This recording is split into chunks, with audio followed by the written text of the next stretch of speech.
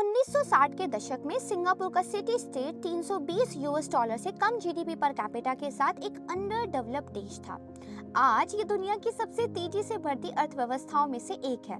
इसका GDP per capita बढ़कर $60,000 तक पहुंच गया है, जिससे ये दुनिया की सबसे मजबूत अर्थव्यवस्थाओं में से एक बन गया है। कम नेचुरल रिसोर्सेज वाले एक छोटे से देश के लिए सिंगापुर का आर्थिक उत्थान किसी उल्लेखनीय उदाहरण से कम नहीं है। दोस्तों, सवाल ये उठता है कि आखिर किस तरह सिंगापुर ने इतने कम वर्षों में खुद को डेवलप्ड कंट्रीज की लिस्ट में शामिल किया। कौन से वो पॉलिसीज थे जिसके तहत ये सब संभव हो पाया। आइए सिंगापुर की स्वतंत्रता से इस वीडियो की शुरुआत करते हैं और इन सवालों का जवाब भी आपको बताते हैं। शुरुआत करते हैं सिंगापुर की ज्योग्राफी के साथ। दरअसल सिंगापुर मलय पेनिसुला के दक्षिणी सिरे पर स्थित है, जिसकी सीमा पश्चिम में स्ट्रेट ऑफ मलक्का, दक्षिण में सिंगापुर स्ट्रेट, पूर्व में साउथ चाइना सी और उत्तर में स्ट्रेट ऑफ जोहर से लगती है। बात करते हैं ब्रिटिश नियंत्रण के दिनों की। सिंगापुर 1867 से लेकर 1963 के 100 से अधिक वर्षों तक ब्रिटिश कंट्रोल में था। ये जरूर था कि द्वितीय विश्व युद्ध के दौरान जापान ने इसे 1942 से लेकर 1945 तक ऑक्यूपाई कर लिया था।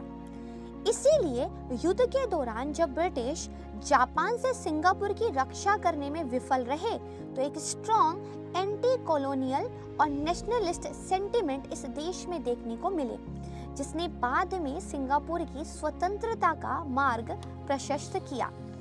बात करते हैं 31 अगस्त 1963। इस दिन सिंगापुर ब्रिटिश क्राउन से अलग हो गया और मलेशिया के साथ मर्ज होकर फेडरेशन ऑफ मलेशिया का गठन किया। लेकिन मलेशिया के हिस्से के रूप में बिताए गए सिंगापुर के 2 साल सामाजिक संघर्ष से भरे हुए थे, क्योंकि दोनों ही पक्ष एक दूसरे को जातीय रूप से एसिमिलेट कर पाने में विफल हो रहे थे। सड़क पर दंगे और हिंसा बहुत आम हो चुके थे। इतना ही नहीं, सिंगापुर में चाइनीज आबादी ने मलय को 3:1 से आउट नंबर कर दिया था। कुआलालंपुर में मलय राजनेताओं को ये डर लगने लगा था कि पूरे द्वीप पर बढ़ती चीनी आबादी उनकी विरासत और राजनीतिक विचारधाराओं के लिए खतरा पैदा कर रही है। इसीलिए मलेशिया के भीतर एक मलय बहुमत सुनिश्चित करने और साम्यवाद यानी कि कम्युनिज्म के प्रभाव को सीमित करने के लिए मलेशियन पार्लियामेंट ने एक फैसला लिया। मलेशियन पार्लियामेंट ने मलेशिया से सिंगापुर को निष्कासित करने के लिए मतदान किया और इस तरह 9 अगस्त 1965 को सिंगापुर को अनौपचारिक स्वतंत्रता मिली, जहां यूसुफ बिन इसाक सिंगापुर के पहले राष्ट्रपति और highly influential Lee Kuan Yew पहले प्रधानमंत्री के रूप में नियुक्त किए गए। लेकिन स्वतंत्रता के बाद भी आसान नहीं था। सिंगापुर समस्याओं से घिरा रहा। सिटी स्टेट के 3 मिलियन लोगों में से अधिकांश बेरोजगार थे। इसकी 2/3 से अधिक आबादी झुग्गी झोपड़ियों और शहर के बाहरी इलाकों में अवैध बस्तियों में रह रही थी। दरअसल सिंगापुर का क्षेत्र मलेशिया और इंडोनेशिया जैसे 2 विशाल और अनफ्रेंडली स्टेट के बीच सैंडविच सा होकर रह गया था। सिंगापुर में natural resources, sanitation, proper infrastructure और एडिक्वेट वाटर सप्लाई की कमी थी। लेकिन देश के प्रधानमंत्री ली ने चुनौतियों के आगे घुटने नहीं टेके। इनफैक्ट डेवलपमेंट को स्टिमुलेट करने के लिए ली ने इंटरनेशनल असिस्टेंस की मांग की, लेकिन उनकी गुहार किसी ने नहीं सुनी। अब सिंगापुर को खुद ही बिना किसी पर डिपेंड हुए अपनी समस्याओं का समाधान निकालना था। सिंगापुर इसके लिए तैयार था। थोड़ा सा जब कॉलोनियल टाइम था, उसके दौरान सिंगापुर की जो अर्थव्यवस्था थी उसके बारे में बात करते हैं। दरअसल उपनिवेशवाद के दौरान सिंगापुर की अर्थव्यवस्था एंट्रीपोर्ट ट्रेड पर केंद्रित थी। ये एक ऐसा ट्रेड होता है जिसमें इंपोर्टेड गुड्स को बिना किसी एडिशनल प्रोसेसिंग या रीपैकेजिंग के री-एक्सपोर्ट किया जाता है। लेकिन ये trade activity single handedly Singapore के डेवलपमेंट में कंट्रीब्यूट करने में असक्षम थी, क्योंकि इस आर्थिक गतिविधि से पोस्ट कॉलोनियल पीरियड में जॉब एक्सपेंशन की बहुत कम संभावना थी। इसके अलावा अंग्रेजों की वापसी ने तो बेरोजगारी की स्थिति को और भी ज्यादा खराब कर दिया था। सिंगापुर के आर्थिक और बेरोजगारी के संकट का सबसे बेहतर सॉल्यूशन था इंडस्ट्रियलाइजेशन को व्यापक रूप से शुरू करना और इसमें भी लेबर इंटेंसिव इंडस्ट्रीज पर ज़्यादा फोकस करना। लेकिन सिंगापुर में कोई इंडस्ट्रियल ट्रेडिशन था ही नहीं, बल्कि इसकी अधिकांश वर्किंग पॉपुलेशन ट्रेड या सर्विसेज में शामिल रही थी। इसीलिए वहाँ के नागरिकों के पास कोई एक्सपर्टीज या कोई इजीली अडेप्टेबल स्किल्स भी नहीं थे। साथ ही नेबर्स भी हॉस्टाइल थे। सिंगापुर को अपने औद्योगिक विकास के लिए अपने बॉर्डर्स के बियॉन्ड अपॉर्चुनिटीज तलाश करने के लिए मजबूर होना पड़ा। इसी के चलते अनएम्प्लॉयमेंट को रिजॉल्व करने के लिए सिंगापुर के नेताओं ने ग्लोबलाइजेशन से संबंधित एक्सपेरिमेंट्स को करना शुरू कर दिया। प्रधानमंत्री ली ये बात समझ चुके थे कि मदद मांगने से अच्छा होगा कि डेवलप्ड वर्ल्ड से कनेक्ट किया जाए और वहाँ की जो मल्टीनेशनल कॉर्पोरेशंस हैं उनको किसी भी तरीके से सिंगापुर में मैन्युफैक्चरिंग करने के लिए कन्विंस किया जाए। लेकिन रास्ता आसान नहीं था। निवेशकों को आकर्षित करने के लिए सिंगापुर को एक ऐसे वातावरण का निर्माण करना था जो सेफ हो, करप्शन फ्री हो और जहां पर टैक्स भी कम हो।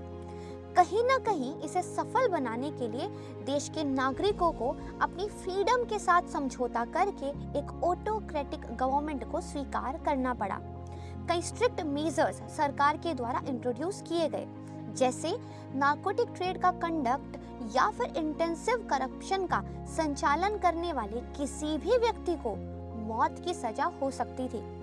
ली की पीपल एक्शन पार्टी यानी कि पैप सभी इंडिपेंडेंट लेबर यूनियंस को रिप्रेस करके एक सिंगल अम्ब्रेला ग्रुप को कंसोलिडेट करती है, जिसे नाम दिया गया नेशनल ट्रेड यूनियन कांग्रेस।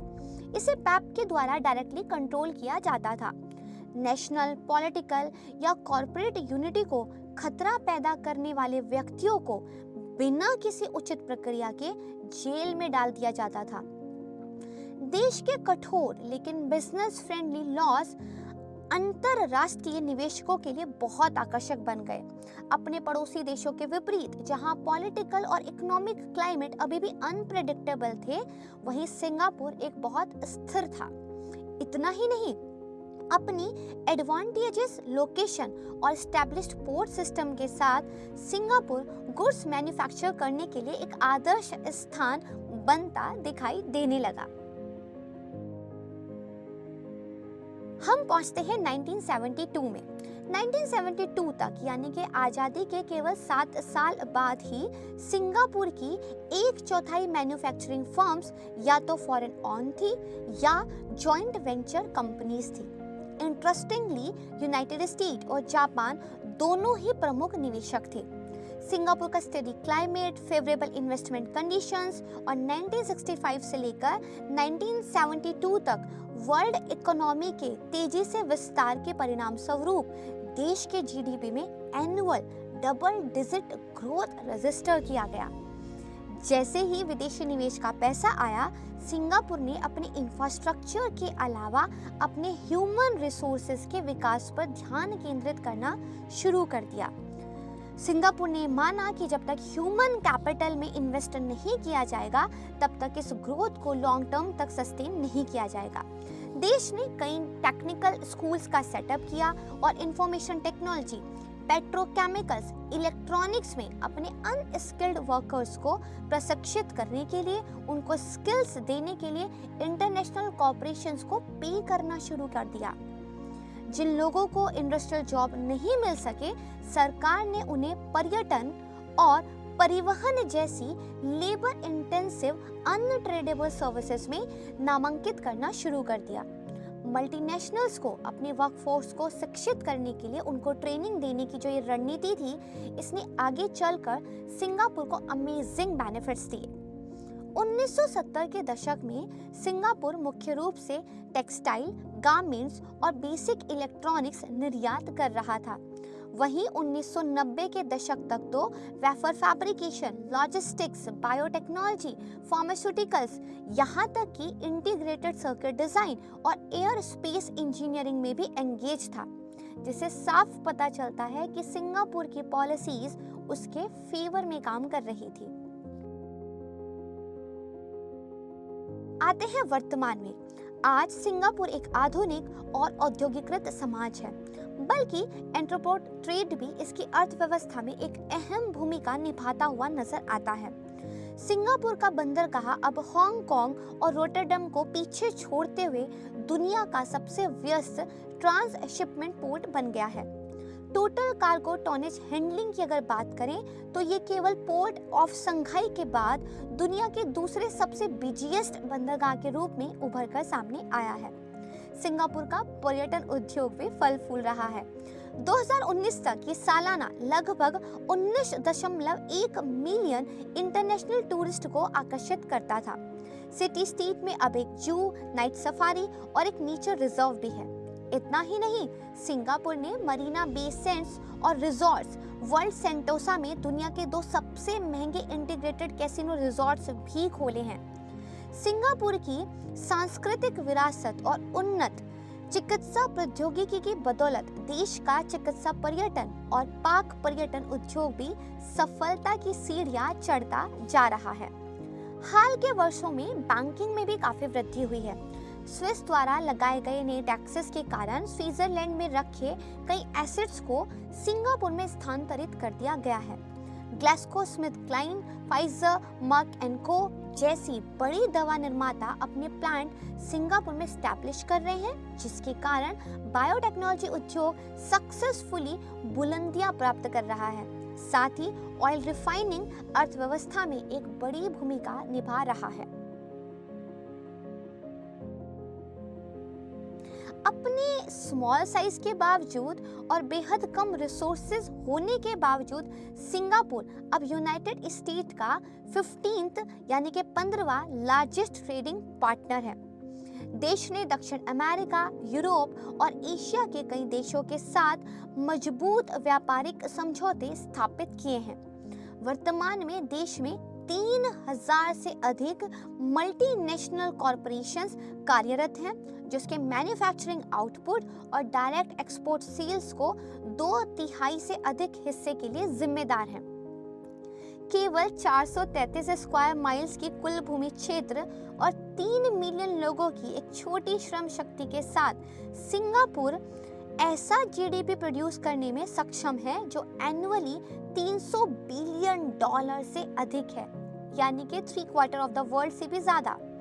इसके अलावा लाइफ एक्सपेक्टेंसी 83.75 ईयर्स है, जो दुनिया में तीसरी सबसे ज्यादा हाईएस्ट है। ये कोई हैरानी की बात नहीं है कि सिंगापुर को पृथ्वी पर रहने के लिए सबसे अच्छी जगह में से एक माना जाता है। तो दोस्तों, आपने देखा किस तरह globalisation, free market capitalism, education और प्रैग्मेटिक पॉलिसीज को अपनाकर ये देश अपने ज्योग्राफिक डिसएडवांटेजेस को दूर करने और ग्लोबल कॉमर्स में अग्रणी बनने में सक्षम हो गया है। भारत सिंगापुर से क्या सीख हासिल कर सकता है? ये सवाल खुद से जरूर पूछिएगा और हमें कमेंट सेक्शन में जरूर बताइएगा। तब तक कीप लर्निंग, कीप क्वेश्चनिंग। जय हिंद।